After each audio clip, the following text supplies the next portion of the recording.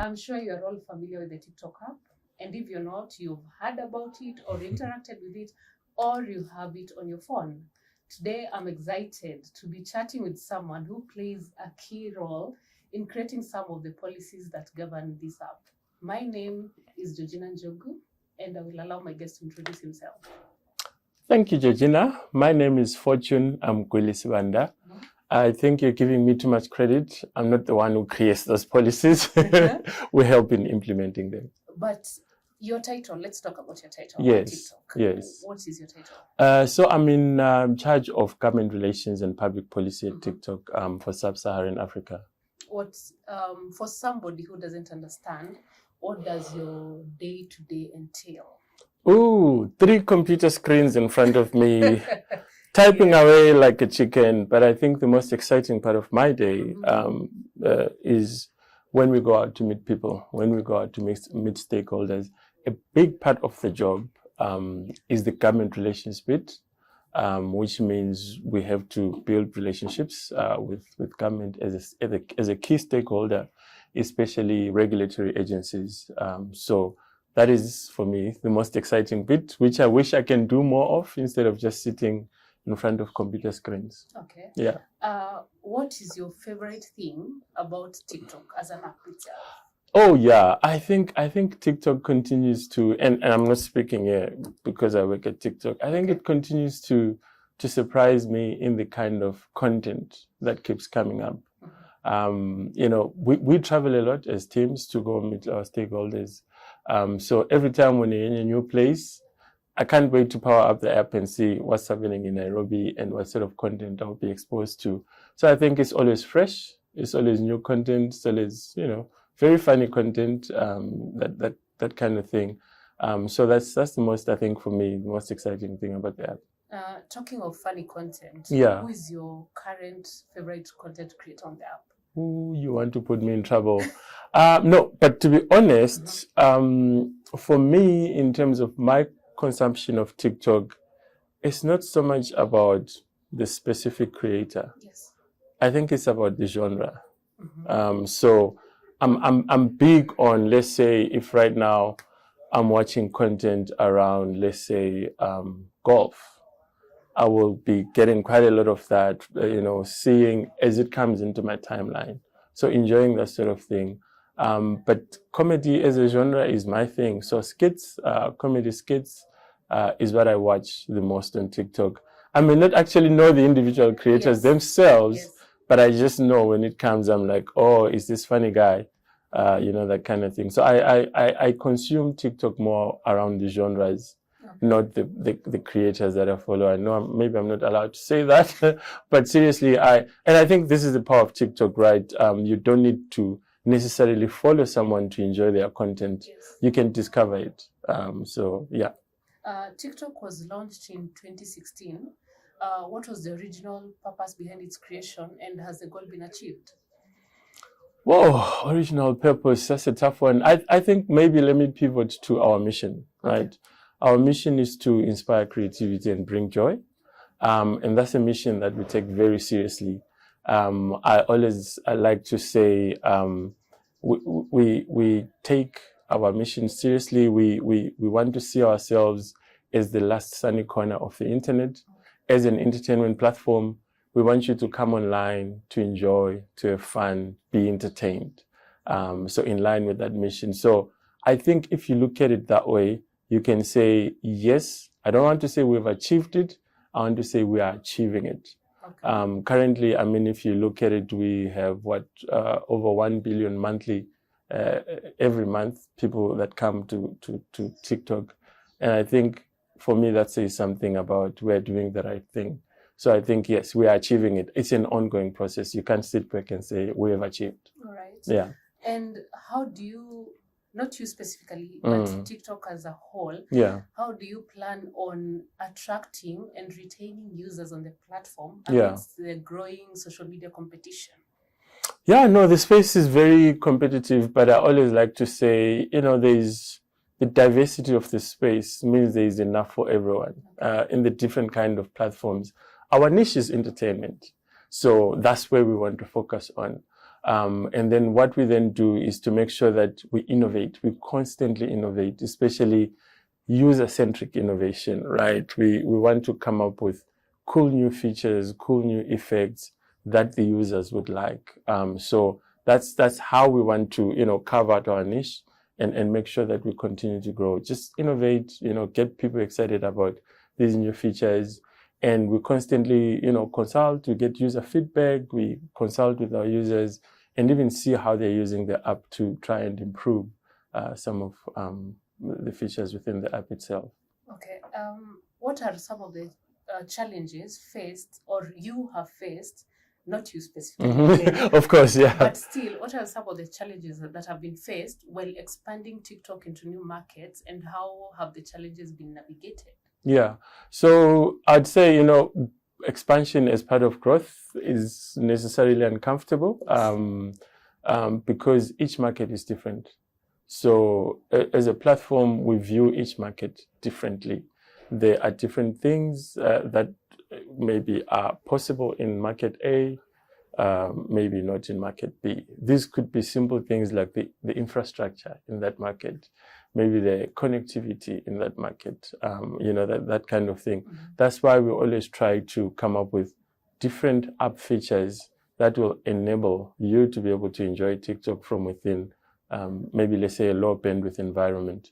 So generally, at least from the perspective of the government relations team, is when you look at a market, you obviously want to prioritize the regulations in that market, the cultural differences, the language, and all of that, and take that into account, so that you make sure that in whatever market that you are surfacing content that is culturally acceptable.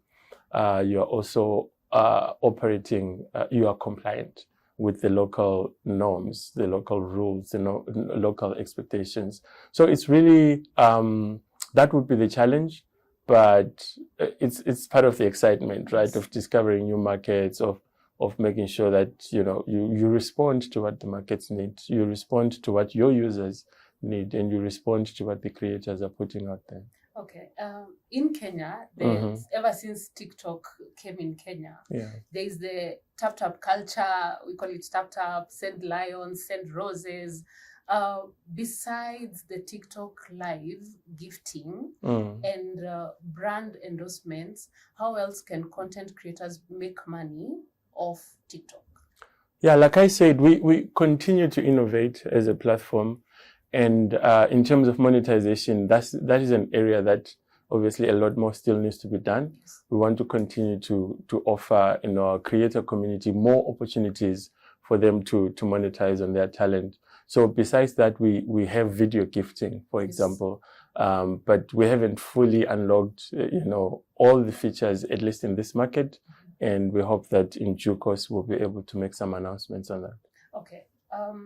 There are claims that in some countries, the TikTok algorithm is curated to that once a kid is on TikTok, they just engage with educational content. And the claims go further to state that in Kenya or in other countries, this is different. Is this true? That is not true. It's not true. I wish I could invite you to another country and then you power up your TikTok and we see how it actually works. That is not true. I think maybe the misconception could be around the fact that when you are a minor on TikTok, I'm talking about people between 13 and 18. There are certain features that are not allowed in your TikTok. Okay. So for a minor, someone who's got TikTok on and they're within that age bracket and your TikTok, they're obviously going to experience it differently. So I'm talking features around, for example, we buy the ability of someone under 15, 16 to go live, and the ability for other users to download their content, and the ability for other users to duet or to stitch. And obviously, the big one is we wouldn't recommend to that feed of someone who's a minor content that we may view as not age appropriate. It applies in Kenya as it applies across the border. So it's the same. It's the same, definitely.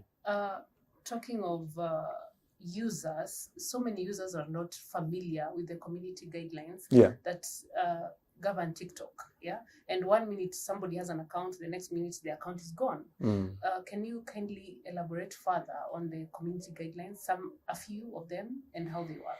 Yeah, we currently have, our community guidelines, we always like to say they are not cast in stone in the first place. Yes. When we develop them, we take into cognizance a lot of factors.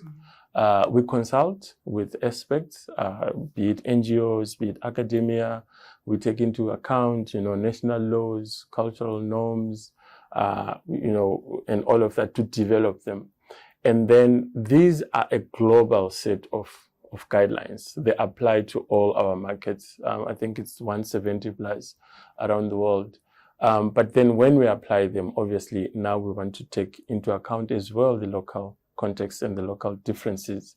So back to the point that they are not cast in stone, we constantly refine them. Okay. We constantly redevelop them to make sure that they speak to the emerging threats as we see them. Okay. As you would know, for example, maybe 3-4 years ago, we never thought about stuff like synthetic media. Yes. Or deep fakes. It wasn't a concern for the online space on platforms. So now it is. So we've got community guidelines around integrity, where we're now talking about we do not allow such kind of content on our platform.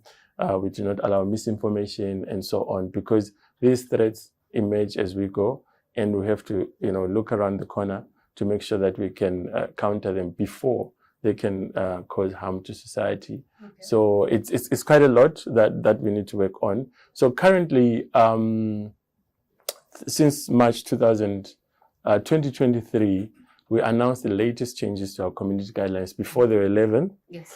So we announced the latest changes to those community guidelines and regrouped them into 7 themes. Okay. So these themes are to make them much more clearer, especially to the user community, so that So for example, under the information I'm talking about misinformation and stuff, we subsumed that to integrity and authenticity.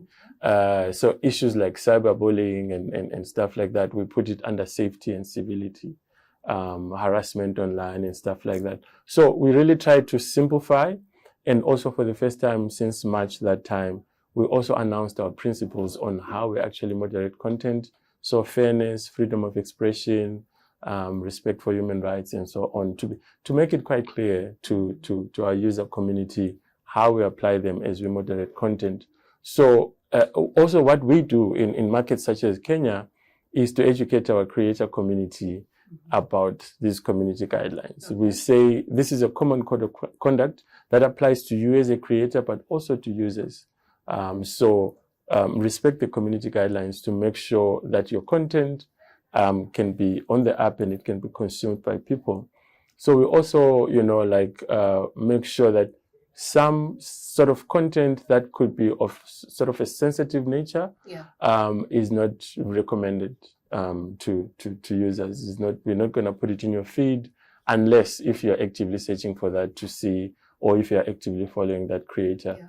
So these are some of the many things that we do. And we always say to creators, you can actually appeal. If you feel your account has been suspended, maybe unfairly, you can appeal. If we maybe take down your video and you feel that it was taken down or restricted unfairly, normally when we do that sort of action, we'll let you know anyway, right? But if you feel that it has been dealt with unfairly, appeal and add more context, right? And say, you know what, this was unfairly restricted. Maybe someone reports Georgina's account and say, she violated my copyright. That's my video. She's claiming it to be hers. Maybe then we take it down unfairly. But if you can come back and say, actually, it's mine, and this is proof that it's mine, then we can reinstate it. Okay. And as part of educating our creator community and user community, in our transparency report, we also published the figures of the numbers of videos or accounts that we took down but reinstated under appeal, to actually show people that yes, it can actually be reinstated if it has been unfair. Recently, as recent as last month, the CS Interior Kenyan CS Interior Kithure Kindiki talked about TikTok and other social media platforms being used to spread propaganda for war, and there are other issues in there. What is TikTok doing to curb these allegations? Yeah, look, the first thing, the most important thing is that we always acknowledge and value user feedback, whether it's the users or it's the creators, or in this case, stakeholders such as government. We value that and we take it very seriously. So the first thing that we will do is to seek an audience with the relevant authorities, to engage, to try and understand specifically what are we talking about. Is there specific content that we may be missing, or specific account? And what kind of propaganda for war that, maybe the ministry is saying, so that we can work on that. We have this collaborative approach when it comes to protecting our user community. If the government or if NGOs are seeing content that they feel may be unsafe for Kenyan users, they let us know. We've got a direct channel with them. They can report that, and then we take the necessary action.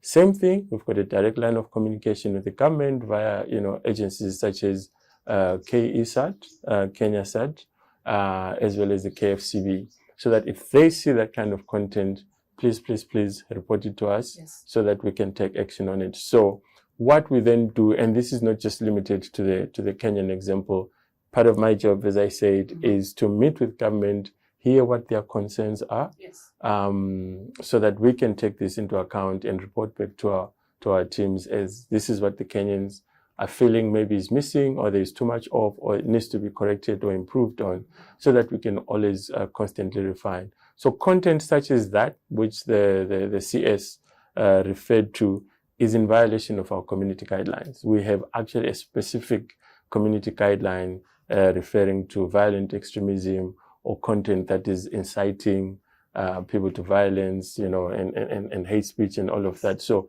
it is in direct violation of our community guidelines. So we then seek an audience to see where they're seeing this, if we are missing it, so that we can clean up. And have you met with the CS or maybe government stakeholders? Part of our engagements in the past 2 weeks have been to meet with many government stakeholders, yes. Okay, and how is that going? It's fine. Look, it's not new. We've been here several times. Yes. There's quite a lot of progress, actually. Every time when we come, there's always quite a lot for us to report back. Okay. What I really appreciate is that not just government, though, even media, even NGOs, Kenyans are very vocal. They will tell you straight up, listen, this is that, we want to see progress. So, and then when we come up next time, we're like, all right, this is feedback. Last time in December, when we were here, you said you want to see less of that, or you want us to improve on that. This is what we have done. Are there any other issues? So it's a constant back and forth, and a necessary back and forth for that matter. So we're always happy to engage and to provide positive feedback on some of these issues. Any feedback from the current meetings that you've had since you came back this year? I don't know if I can. I don't know if I can talk about it in the media, because we also respect the fact that some of these meetings happen behind closed doors. We respect that, but if there are any announcements, we're always the first ones to share with the media. Okay. Yeah. There were plans last year. I think the TikTok CEO or COO talked to President Ruto, and there are plans to open an office in Kenya. How is that going? I don't have the details to share at the moment, but just to say, as soon as we get those details, we'll be happy to share them with you. TikTok has been involved in various projects in Kenya, including the Safer Together workshops. Kindly tell us more about these workshops and how they are empowering the youths. Yeah, thank you for bringing this up. This is a project that we're very proud of.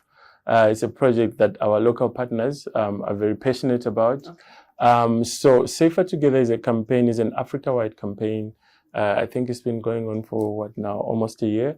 So we've been launching it in various iterations around the continent, starting with Nigeria. And about 2-3 weeks back, we actually had a launch with the African Union to roll it out Africa-wide. But specifically in Kenya, we've been working with Eviminate Solutions to roll out these campaigns, looking at parents, looking at guardians, teachers, young users, the youth in schools and stuff like that, really to talk about our community guidelines, this code of conduct that I've mentioned about the rules, what's allowed and what's not allowed.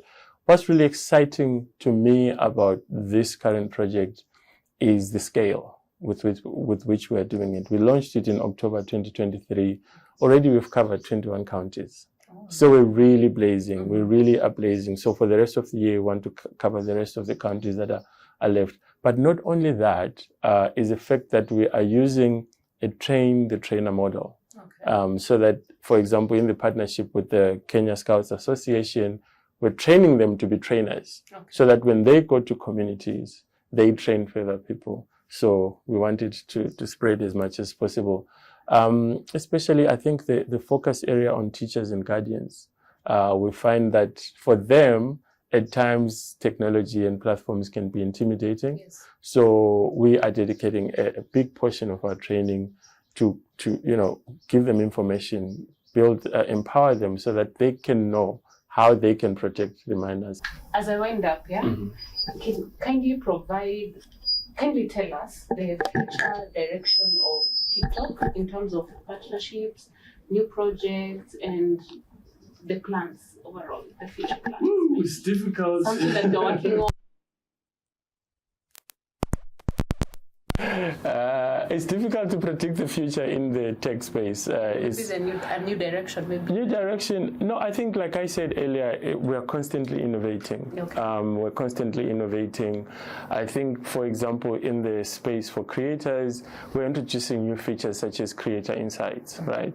So this is a feature that can allow, if a creator wants to connect with the audience, they want to know what the audience, the user community is consuming in their area, they can go to those insights and see, audiences love this kind of content and this kind of stuff, and they can get those insights and maybe they can get inspiration from there. This is a feature that wasn't there 2-3 months ago when we were in Kenya. So we constantly want to innovate, to introduce these new ways in which people can continue to use the platform. So I guess I'll use a cliche, watch this space for more new developments. Any new partnerships, maybe? We continue as well to evolve in terms of our partnerships. I think when we were last here in December, we announced partnerships with Unis Social Business. Okay. This is to support entrepreneurs and social enterprises in Kenya. We are continuing with that partnership in 2024. We announced the partnership with Eviminate when did we announce? Safer Internet Month in February. In October 2023. So we continue to onboard this. Recently, I think 2-3 weeks ago, we also announced the launch of the Global Youth Council. We selected, youth from around the world, 15 of them, to sit in a council to advise TikTok of their experience of the app and what they'd like to see more of and less of. So like an advisory body of these eminent youth, very brilliant minds. And in that group, actually, we have 2 Kenyans. And they've already met with our CEO to give him direct feedback on that. So we continue to evolve, and there are other partnerships. We did that with Toto News.